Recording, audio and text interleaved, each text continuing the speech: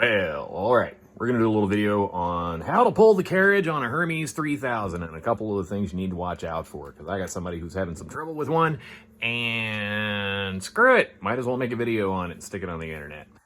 So, Hermes 3000, this is going to apply for both iterations of the curvy one, which, this, or, they have this little bit, and the curved type bar segment, or the one with the flat segment, because the curvy ones are basically identical, and the boxy one is pretty darn close too, and the plastic one, just get a different Hermes. I loathe them, but it's pretty similar for those two. Those are, I don't know that one as well. This is going to be the same, just about the same for the boxy or the curvy. Anyway, so unlock your carriage. You've got these two. Oh, where's my WD-40 thing? And hey, if you're making videos or taking pictures, steal the straw off your WD-40, because this is your little pointer. This is how you're gonna show people what you're looking at, because if I just point my finger, then you can't see what I'm pointing at. Anyway, so you've got these two little screws, well, actually really big screws. You got two screws that are attached to a plate that sits on each side in here. And that guy right down in there. And one spins one way and the other spins the other, and there's a little arrow on there that indicates the direction. So we're gonna, oh fuck, there we go. Gonna do that way to where at the beginning that plate is sitting vertically, and when you're done with it, it's gonna be sitting horizontally. Do that on both sides. Remember, one goes one way, the other goes the other way. All right, so you got those loose, and we're going to lock the carriage at this point, because this way it will all pull off as one nice, neat little package. Now, you can unlock the carriage without it being attached to the machine, and we'll need to do that at the end, but for now, we're gonna leave it locked. You wanna be careful with the carriage, because card guides are attached by these little guys, and those are really fragile. See, this one's got a crack in it right there, and we want to, this is more rare than the machine itself, so guard it with your life. I mean, not really, but be careful. So fuck it, I'm just gonna set this aside because I'm gonna need it here and again in a second. So the actual dude that I'm trying to help is curious about the standing. He's having trouble with the escapement and with the line lock on his.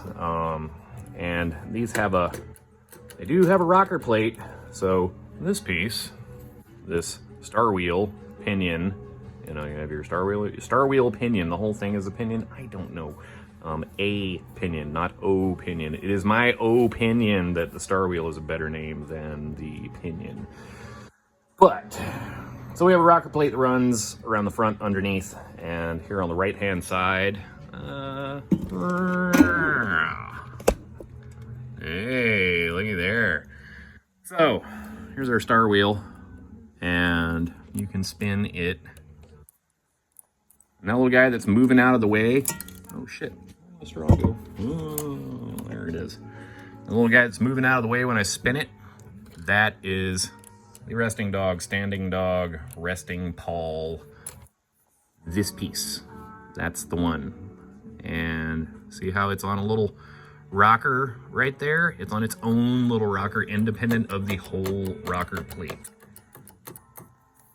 So if that's not engaging, that little, there's a return spring on it that is hard to see with the camera. You can barely see it. I'm poking it now, right? It's underneath there, so there should be a little return spring for it. And if that is not returning back to engage with the teeth on the star wheel, then either that pivot for it is gummed up, or that return spring on there is disconnected or broken, or just completely missing. If either of those two things has happened, then that will not engage with the teeth on the star wheel, which needs to happen. The running dog, or is that the running dog? I don't know. The stepping dog? Yes, the stepping dog, that's the one, because it steps in there, is on the other side. That's this little dude right there. And that jumps in between and gives the star wheel enough movement. There we go. Gonna go that way. Oh, and this one isn't working now. Oh, that's because I have my line lock is out of position. Which is the other thing. Yeah, your line lock, which this piece right here, this long thing, the line lock actuator arm, you know, because there's your trigger for it. And that's the actuator arm. That will step in and block the movement on this. So that is your stepping dog. That's your back spacer. And this can get out of position sometimes too. It's kind of janky and temperamental. All right, so hopefully that will tell him what he needs to know to be able to figure out what's going on with his machine. And since this machine is working, I'm just gonna go ahead and put the carriage back on because ostensibly that's the purpose of this video. So we have the carriage off and now we're gonna put it back on. We need to pay attention to the position of both of these little plates because if they're not perfectly horizontal, it ain't gonna work. Like you can't have it just kind of off like that. It's gotta be horizontal.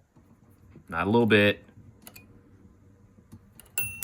Perfectly horizontal. That's what we're looking for on both sides. So, gonna do that. And remember how I said that we could unlock the carriage while it's off the machine? Well, we need to do that now. So you're gonna push down the lock and then you have to manually move the bottom plate, release the lock, and then this will slide all the way over to the side. And you need to do that so that we have this side clear because that's the one that we're going to be eyeballing as we put it in. So there's a couple other things you got to keep in mind. The spring drum needs to slot down in there and it's going to not want to. The little limiting posts here, limiting plates, little guides. Where's my straw? These two dudes need to seat around the trigger. These two guys, oh God, I can't see. These two guys need to seat around the trigger for that line lock. And you're gonna need to be slightly off center for it and then bring it back over when you do that. Let's see if I can get a decent camera angle on here with my fancy dancy phone attached to my work lamp, which is better than having it attached to my head. But, I don't know, whatever. All right, so the carriage, or bottom plate of the carriage slid over, and being mindful of the spring drum and of those two things, plates, we're going to gently seat it down in. As I'm doing this, you need to make sure that you don't bump those two plates right there, the actual fastener plates. Don't bump that with the carriage because you will knock them out of position and you won't be able to seat them. All right, so we got it down, very gentle. It's gonna wanna catch up front, and so see how I'm kind of rocking it and wiggling it a little bit?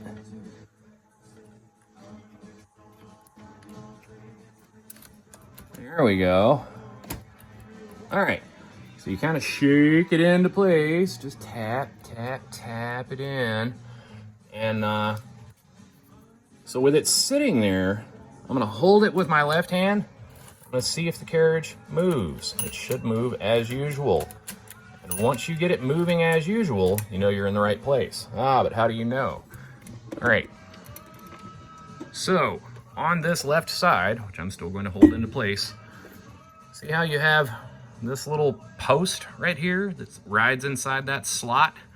That's one of those things you need to look at. So that's going to tell you if you're in the right ballpark region. And if that one is, and if your carriage moves the way it should while you're holding it in place, then go ahead, get your screwdriver, move this one up, And then move the screw in the same direction you just rotated that plate. Slide your carriage over, do the same thing to the other side.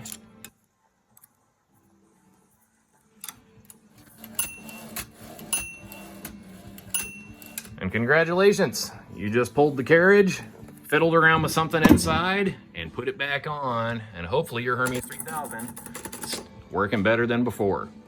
Hope this helps. Later.